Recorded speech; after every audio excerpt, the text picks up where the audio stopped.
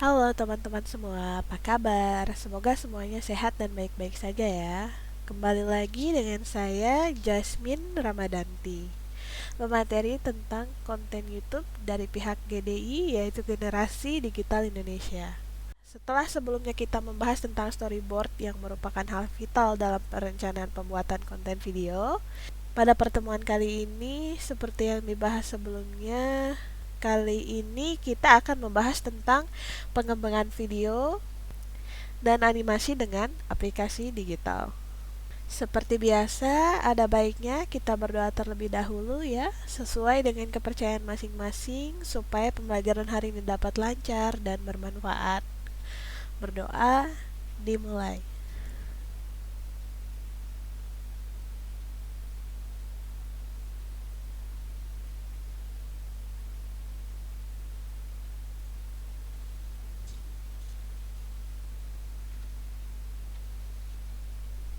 Berdoa selesai. Baik, kita akan mulai pembelajaran kita hari ini, yaitu tentang pengembangan video dan animasi dengan aplikasi digital. Pertama-tama, kita akan membahas mengenai pengertian media video. Apa itu media video? Media video adalah alat yang digunakan untuk menyampaikan materi melalui tayangan gambar bergerak yang diproyeksikan membentuk karakter yang sama dengan objek aslinya. Lalu selanjutnya, apa itu media animasi? Media animasi merupakan pergerakan sebuah objek atau gambar sehingga dapat berubah posisi. Selain pergerakan, objek dapat mengalami perubahan bentuk dan warna.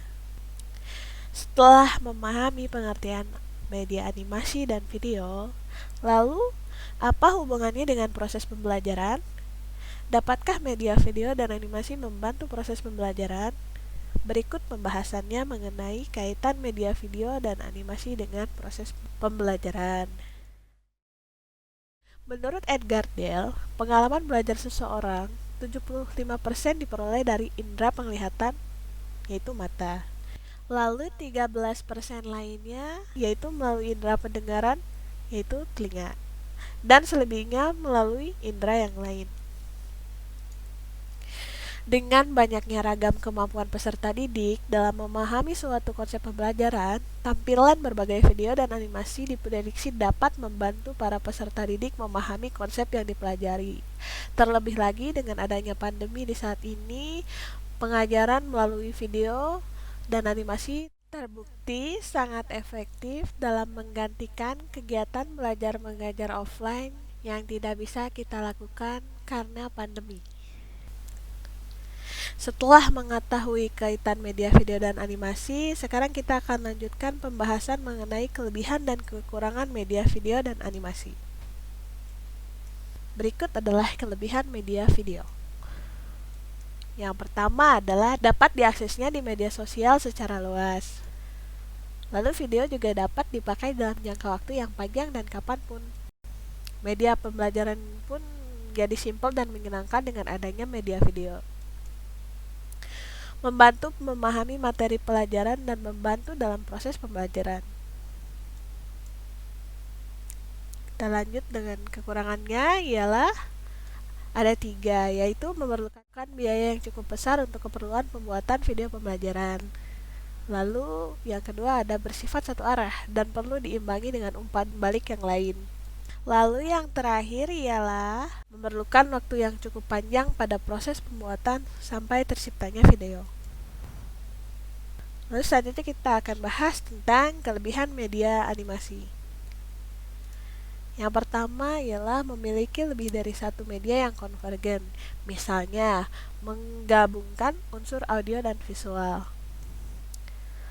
Memudahkan untuk menyajikan informasi apapun, merupakan media pembelajaran yang simpel dan menyenangkan juga, dan bersifat interaktif dalam pengertian memiliki kemampuan untuk mengakomodasi respon pengguna.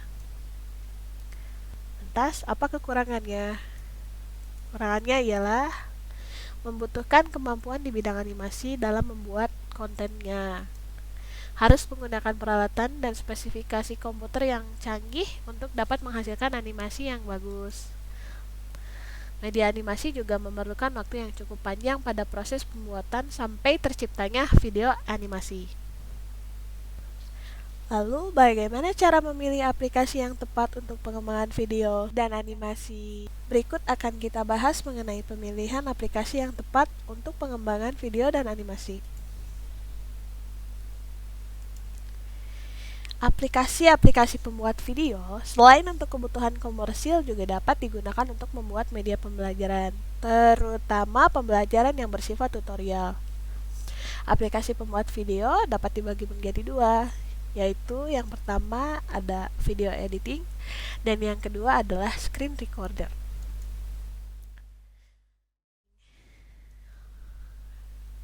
Apa itu aplikasi video editing? Aplikasi video editing digunakan untuk mengedit video yang diambil dari kamera video, yang diambil dari dunia nyata, dan screen recorder. Dengan aplikasi video editing, konten kreator dapat menambahkan banyak efek video, dubbing audio, dan musik ambient ke dalam video yang akan dibuat dan diupload di kanal YouTube, supaya konten yang akan disampaikan tersampaikan dengan baik dan tidak kalah menarik. Berikut adalah contoh-contoh aplikasi yang termasuk ke dalam kategori video editing. Di sini dapat kita lihat ada yang pertama, yaitu adalah Adobe Premiere ya. Adobe Premiere merupakan aplikasi video editing berbayar dari Adobe dengan fasilitas yang lengkap. Lalu yang kedua ada Filmora, yaitu aplikasi semi free di mana aplikasi dapat diakses dengan gratis, namun tidak dapat mengakses semua fitur bila tidak membayar membership. Lalu selanjutnya ada Cyberlink Power Director juga, yang juga sama seperti Adobe Premiere, di mana aplikasi ini merupakan aplikasi berbayar dengan fasilitas editing yang lengkap.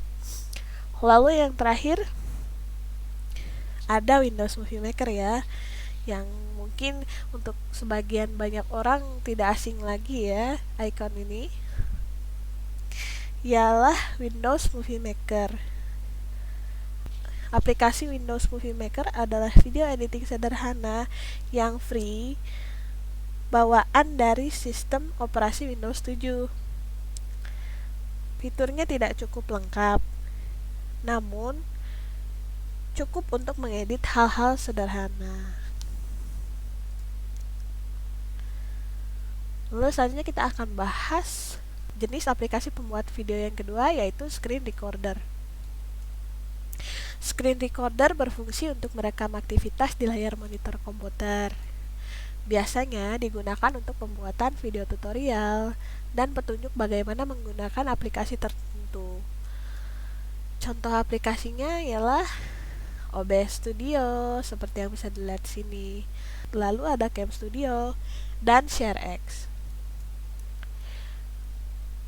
Selanjutnya, setelah membahas tentang aplikasi pembuat video, saatnya kita membahas tentang aplikasi pembuat animasi. Aplikasi ini digunakan untuk membuat gerakan animasi-animasi dari teks atau gambar, baik gambar yang didesain sendiri, gambar yang diunduh dari internet, ataupun gambar yang berupa foto-foto dokumentasi pribadi. Gambar-gambar tersebut lalu dapat diatur gerakannya sedemikian rupa serta diolah sedemikian rupa sehingga foto-foto dan gambar tersebut terlihat hidup.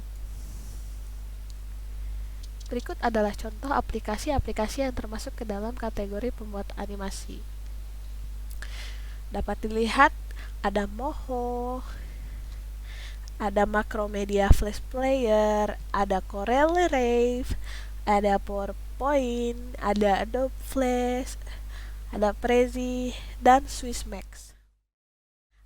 Di sini aplikasi Prezi dan PowerPoint walaupun lebih dikhususkan sebagai media presentasi, namun aplikasi ini juga menyediakan fitur-fitur untuk pembuat animasi, baik teks maupun gambar. Baik, setelah mengerti tentang apa itu media video dan animasi, kaitannya dengan proses pembelajaran, kelebihan dan kekurangannya, aplikasi-aplikasinya, kerjakan latihan yang ada di halaman LMS. Selanjutnya, sebelum saya menutup pertemuan kita hari ini, akan kita bahas terlebih dahulu mengenai simpulan pembelajaran hari ini. Jadi simpulannya ialah media video dan animasi banyak sekali berperan di kehidupan sehari-hari kita saat ini. Salah satunya yaitu media pembelajaran. Dengan terciptanya sosial media YouTube, lahirlah banyak ragam konten kreator video dan animasi yang edukatif dan informatif. Oleh karena itu, sangat penting bagi kita yang ingin menjadi konten kreator untuk memahami apa itu pengertian media video dan animasi, kelebihan dan kekurangannya, seperti yang dibahas tadi. Tak kalah penting juga, kita harus bisa memilih konten aplikasi yang tepat untuk pembuatan konten media video dan animasi. Untuk pembuatan media video misalnya, dapat dibuat dengan dua jenis aplikasi, yaitu screen recorder dan video editing. Lalu ada juga aplikasi-aplikasi yang termasuk pada kategori pembuat animasi seperti Corel Rev, Adobe Flash, After Effects, Max, dan bahkan aplikasi sederhana yang sering kita jumpai yaitu PowerPoint. Sekian materi pembelajaran hari ini, semoga bermanfaat bagi kita semua. Mohon maaf apabila ada kesalahan kata dan pengucapan. Sampai bertemu lagi di pertemuan selanjutnya, di mana kita akan membahas tentang teknik dubbing dan pengisian suara pada video. Tetaplah jaga kesehatan ya teman-teman, patuhilah protokol kesehatan. Terima kasih.